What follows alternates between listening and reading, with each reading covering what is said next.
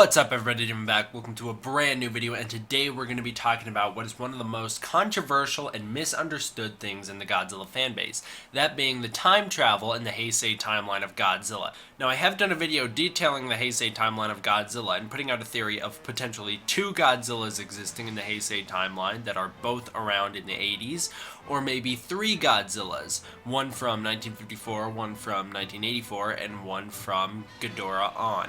But in this video, we're going to be breaking down the Heisei series and really proving once and for all what is going on with the timeline and how many Godzillas there are, how the time travel actually affects the Heisei timeline, and everything like that. So to understand the Heisei timeline, we need to first break down what movies are in the Heisei timeline. The movies in the Heisei timeline are Godzilla from 1954, The Return of Godzilla from 1984, Godzilla vs. Godzilla vs. KingGhidorah, Godzilla vs. Mothra, Godzilla vs. Mechagodzilla, Godzilla vs. Space Godzilla, and Godzilla vs. Destroya. So, going through the canon of those movies and speaking only based off what is in those movies, not going off any fan theories or anything like this, just going based off what is presented in the movies, we know that based off the original 1954 Godzilla, there was a creature that existed before 1954 that was called Godzilla. This creature was an unknown monster. We don't know how big it was. We don't know what it was. We just know that there was some sort of monster that lived in the ocean that ate the fish. During bad fishing seasons, it would come on land and eat humans. So what the Odo Islanders did was they created this ritual where every once in a while they would send out human sacrifices in order to appease Godzilla and keep him off their land. Now, we also know that around 1944 there was a dinosaur that appeared on Lagos Island. Now, this dinosaur attacked the US Army, saving General Shinzo's Japanese garrison before being murdered by the American troops. We know the dinosaur took a long time to bleed out, and eventually it finally died on the island all alone. In 1954, the Bikini Atoll H-bomb tests not only transforms the Godzilla under the ocean into the Godzilla that's mutated and makes landfall on Odo Island and Tokyo during the events of the 1954 movie, but also transforms the Godzillasaur on Odo Island into Godzilla. That means that at the time of the 1954 movie, there were two living Godzillas that existed in the Heisei universe. And one of the Godzillas makes landfall on Odo Island. He follows up with an attack in Tokyo and eventually levels Tokyo. He is then killed by Dr. Serizawa, who uses the oxygen destroyer to vaporize him from existence. We do actually see Godzilla fully disintegrate at the end of the 1954 movie. Dr. Yamane ends the Godzilla 1954 movie by saying, "I can't believe Godzilla was the only survivor of its species. If we continue testing H-bombs, another Godzilla will appear somewhere in the world." The Godzillasaur who is on Lagos Island then goes to the ocean and falls asleep for years and years. A volcanic eruption on Daiko Island wakes up this monster, and as a result, he rises from the water, destroys a boat, destroys Tokyo, then falls into Mount Mihara at the end of Godzilla 1984, only to be released from Mount Mihara in 1989 during the events of Godzilla vs. So, although never 100% stated clearly in The Return of Godzilla that the Godzilla in the movie is a different Godzilla from the one from the 1954 movie, we know that everything in the 1954 movie is canon. Everything regarding what Godzilla is and what he was and how he died. All that is canon because later movies in the Heisei series then confirm that they are two separate Godzillas. At the end of Godzilla vs. Godzilla is wounded with anti-nuclear bacteria, which goes inside of his body, and if the temperature is right, will eat away the nuclear energy in his body, resulting in him being rendered immobile. He's basically, his life force is being taken away by this bacteria. At first, the plan doesn't work because temperatures aren't right. Godzilla is not hot enough for the bacteria to breed. The JSDF is forced to raise Godzilla's temperature using many different tactics, and eventually Godzilla's battle with Biollante does the job. The bacteria takes effect and Godzilla falls into the ocean head first. He eventually gains enough energy to swim away into the ocean, where he'll stay until 1991. One major plot point of Godzilla vs. Biollante is that Major Kuroki thinks that he's tracking Godzilla's movements under the water. What he doesn't realize is that the Japanese surveillance system is just not advanced enough to track Godzilla's movements accurately. The JSDF assumes that Godzilla is heading toward Nagoya Bay because that's what's shown on their surveillance system, so they load up the army there. Godzilla suddenly makes a surprise appearance in Osaka, where he destroys the entire city. This proves that Kuroki and the rest of the Japanese military cannot accurately trace Godzilla's movements under the water. This is going to come up next movie when they assume that Godzilla is in one place only for him to be in the next. Now, in Godzilla Vs KingGhidorah, where the controversy really starts, there's a UFO that's spotted. When it's being tracked, it is discovered that it actually passes over where Godzilla is resting. Godzilla has not moved from his current location ever since 1989, when the anti-nuclear bacteria took over in his body, forcing him to stay immobile. Though Godzilla is weakened and is in the general vicinity of the area they believe him to be in, his precise location is not known. As seen in Godzilla vs. Biollante, it cannot be tracked accurately when he's underwater. This leads to some confusion later on in the movie when they discuss Godzilla potentially disappearing after the time travel. In this movie, we discover from Shindo that in 1944 there was a dinosaur on Lagos Island that killed a couple American soldiers, saving the Japanese garrison. This was covered up so that it was not known to history, because they knew people wouldn't believe that they were saved by a giant monster instead of perseverance. Terasawa speculates that the dinosaur on Lagos would eventually become Godzilla due to radiation from the H-bomb test in 1954. This is operating under the assumption that the Godzillasaur always stayed on Lagos Island. If we want to get into the theory of time loops here for a second, this is going to be a little bit more complicated. So we do know, based off the events of Godzilla vs. KingGhidorah, that this is the first time that a time loop has ever been started. To understand time loops, it goes something like this. If you go back in time and change an event, everything throughout history will change with that event. The original timeline will no longer exist. But now, this new universe you created always consists of that person going back in time and changing said event so that the same thing will happen all the way through time.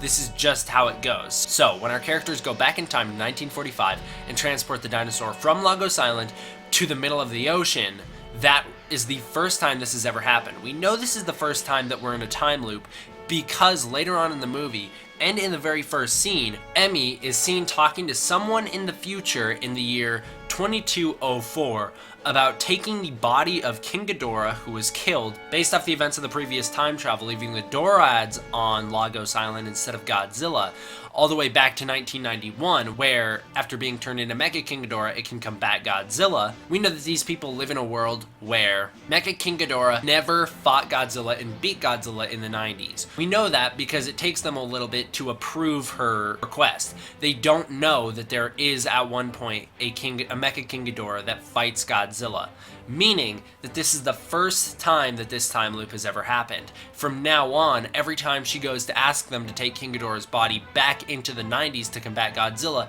they will already know that Mecha King Ghidorah combats Godzilla in 1991, meaning that they know that they need to turn King Ghidorah's dead body into Mecha King Ghidorah and then send it back into 1991. It gets a little bit confusing here because that could just be speculation. Now, that is not confirmed in the movie, so take that little time loop theory with a grain of salt. Getting back to the things that are actually confirmed in the movie, the rules of time travel are very well established in this movie. A lot of people aren't going to give this movie credit for that because they want to write it off as bad writing. All you have to do is pay a little attention. It is stated that the reason they can't take Shindo back from 1991 to 1945 onto Lagos Island is because the same person cannot exist in one point in history at the same time. One of the people will have to vanish. It's then stated that one of the Shindos will vanish no matter what, meaning that if they go back in time and change the events so they take the body of the Godzillasaur off of Lagos Island and put it into the ocean, the Shindo in the future that they all knew, the Shindo who respected this dinosaur, will no longer exist. Yes, there will still be a Shindo there that respects this dinosaur, but no, this Shindo will no longer know about the events of Godzilla from 1984 and 1989, because that Godzilla will no longer exist in their timeline if all goes right. The point being, the fact that after the time travel happens, after the Godzillasaur's body is transferred into the Bering Sea in 1944, everyone still knows who Godzilla is, shows that the time travel plan failed, meaning that by transferring Godzilla into the Bering Sea in 1944, the Godzillasaur eventually transformed into Godzilla, resulting in all the same events from 1984 and 1989 to still occur,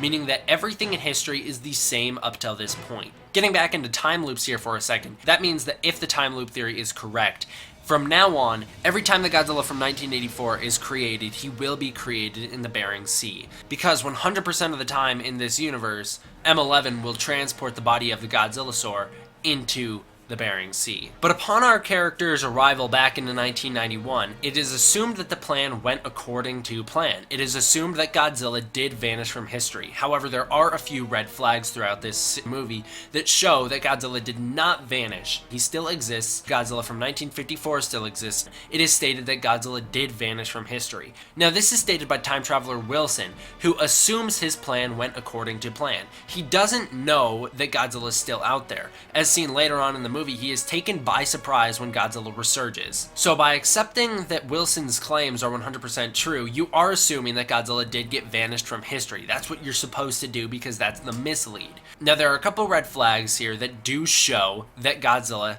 is still out there. The first one is that everyone in Godzilla Vs KingGhidorah still remembers Godzilla. They still know he attacked in 1954 as well as 1984 and 1989, meaning that all those events still occurred and they all still know they occurred. It's then stated that they no longer know where Godzilla is in the ocean. This is them assuming that Godzilla has been erased from history.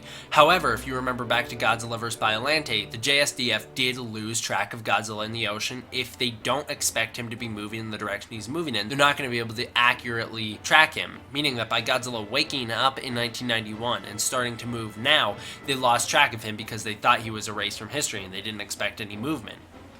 Now, Miki Sagusa has a personal connection to Godzilla with telepathic powers. She has connected with Godzilla once before in the past in 1989 during the events of Godzilla vs. Biollante. She connects with Godzilla on a boat briefly before passing out.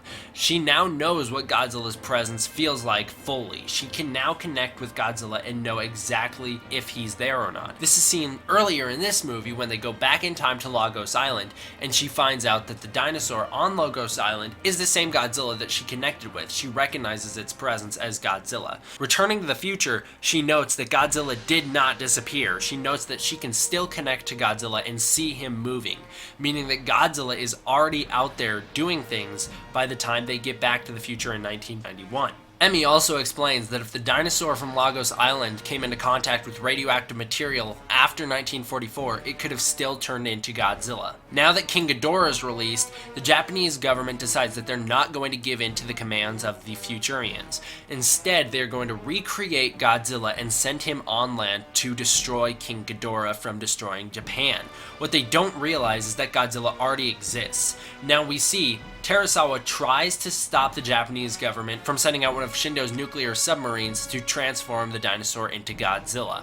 This doesn't work, the submarine is sent out, but before it can reach Godzilla's resting point, it runs into Godzilla, who is already alive, walking around at the bottom of the ocean. This takes everyone by surprise, and the new radiation from Shindo's nuclear submarine, the modern nuclear energy, transforms Godzilla, who was previously 80 meters, into around 100 meters in height. We then find out that in the late 70s, a Russian nuclear submarine was actually sunk in the Bering Sea, and this is what transformed the dinosaur from Lagos Island, who was laying at rest in the bottom of the ocean, into the second Godzilla. We get confirmation that Godzilla was not erased from history in later movies in the Heisei series, when the character Gondo from Godzilla vs. Biollante is brought up in Godzilla vs. Space Godzilla, as well as Biollante transforming into space particles at the end of Godzilla vs. Biollante being brought back up as a possible origins for Space Godzilla. So this movie confirms that not only did the events of Godzilla vs. Biollante happen, but because Godzilla vs. Biollante is so directly built off the events of Godzilla of 1984, it also confirms that those events happened as well. Going to Godzilla vs. Destroya. So some people think that Godzilla from 1954 was the one that was erased from history, and the one from 1984 was some alternate source that came on land and destroyed everything. And that's the Godzilla we've been following through the Heisei series. It's one Godzilla the whole time. They accidentally erased the wrong Godzilla from history. Now this theory completely falls apart when you get into Godzilla vs. Destroya, where not only do you have return of character Emiko Yamane from Godzilla 1954 talking about the death of Serizawa, the death of the original Godzilla, but you also have the son and daughter of characters from the original Godzilla movie, the character being Shinkichi, His son and daughter are the main characters of this movie, who talk about the way that Godzilla died in the 1954 movie. They talk about that Godzilla died on the site that some of the characters are seen on 40 years before they were there. And we know that that Godzilla is dead, meaning that there were two Godzillas in history. It's also proven in this movie that by giving a Godzilla extreme radiation, it will turn into Godzilla. This is seen in the very last scene of the movie when Junior absorbs so much of Godzilla's radiation that he actually winds up turning into the next Godzilla, a fully evolved Godzilla, a fully radiated monster. This shows that probably the monster that was attacking Odo Island in the 40s and earlier was a Godzillasaur similar to Junior. It also proves that the Godzillasaur at the bottom of the ocean, at the bottom of the Bering Sea, could have been transformed into a Godzilla given some radiation from a nuclear submarine in the 70s. This also proves that had Godzilla not been transported off Lagos Island, the bomb test in 1954, the Bikini Atoll bomb test, would have transformed that Godzillasaur into Godzilla. Putting all of this together, it is shown that what happens in the Heisei timeline goes like this. There's a Godzilla pre-40s. He attacks Odo Island regularly. Eventually, he's no longer seen. He goes into slumber. In 1954, the Bikini Atoll H-bomb test goes off, transforming Godzilla from Lagos Island into a Godzilla who falls asleep at the bottom of the ocean, simultaneously transforming the Godzilla at the bottom of the ocean into the Godzilla who attacks Tokyo in 1954. This Godzilla is eventually killed by Dr. Serizawa, being vaporized from existence. A volcano wakes up the second Godzilla in 1984. This Godzilla attacks Tokyo, falls into a volcano, and is eventually released in 1989. Time travelers go back to the 40s, remove the dinosaur from Lagos Island, put him at the bottom of the Bering Sea, where he turns into Godzilla in the 70s. The Dorads are replaced on Lagos Island, where in 1954 they then become King Ghidorah. King Ghidorah remains dormant up until 1991. Godzilla, weakened by anti-nuclear bacteria at the end of Godzilla vs. Biolante, goes into the ocean and hangs out in hibernation up until 1991, when he's hit with a nuclear submarine that vaporizes all the remaining anti-nuclear bacteria in his body, simultaneously transforming him in size from 80 to 100 meters. That Godzilla then goes and kills King Ghidorah. Ami goes to the future, gets the body of King Ghidorah, infuses it with cybernetic parts, goes back to the 90s, fights Godzilla, and ends in a stalemate with Godzilla. Godzilla will eventually wake up, fight Mothra and Batra. There's a new Godzillasaur that hatches in Godzilla vs. Mechagodzilla, and the previous Godzilla also returns in that movie to fight Mechagodzilla. Biolante's cells from the end of Godzilla vs. Biolante, or Godzilla's cells carried by Mothra, who goes to stop a meteor from hitting Earth. One of the two of those winds up combining with some space matter, creating Space Godzilla. Space Godzilla fights Godzilla, Junior grows up a little bit more, and eventually Junior becomes radiated, turning into Godzilla Jr. Godzilla fights Destroya, who is a result of the Oxygen Destroyer from 1954. Godzilla is killed by a nuclear meltdown inside of his body. Destroya is killed. The nuclear energy from Godzilla goes into Junior, transforming Junior into the new Godzilla, and that is where the Heisei timeline ends. There's no multiple Godzillas existing. I was wrong about the two Godzillas in the Heisei timeline theory. There's only the one. There's only the one that attacks in 1984 until Godzilla vs. Destroya. The second Godzilla in the Heisei timeline would technically then be Junior, who transforms into Godzilla at the end of Destroya, and we never know what happens in the follow-up of the series. This proves that there's two separate Godzillas, the one from 1954 and the one from 1984. This proves that the time travelers have no effect on history. No matter where they move the Godzillasaur from Lagos Island, there will always be radiation to turn him into Godzilla, and he will always attack in 1984. It's very, very complicated, and a lot of people are going to write it off as bad writing. I know. I would really, really suggest you guys read an article I'm going to link down below. This article doesn't really explain anything about the time loops that I was referring to, but it does get into a little bit of the timeline, actually a lot of the timeline, from Godzilla all the way to Godzilla vs. Destroya, and it really fleshes out a lot of what I'm talking about here, so I would recommend you go read that. It was published on Sci-Fi Japan. It's a really good read, and it, as well as what I do, it tries to use only evidence from the movies. I know this might be a very confusing video. It's a big task to try and understand the time travel in these movies, considering it's not fleshed out as in detail as you'd like it to be, but going off what we know from the movies and going off what we know from articles like these, as well as the laws of time travel as stated in the movie, being that if time travel goes successful, no one will remember Godzilla. However, when they get back to the future, everyone still remembers Godzilla, showing that time travel did not go successful. Then we do know the actual history of the Heisei Godzilla timeline. I want to give special thanks to Keith Atkins, who wrote the original Godzilla Vs KingGhidorah, the time travel and origins of Godzilla article that really helped give me a grounds to start this video on. I had a lot of thoughts dealing with the timeline as seen in previous videos.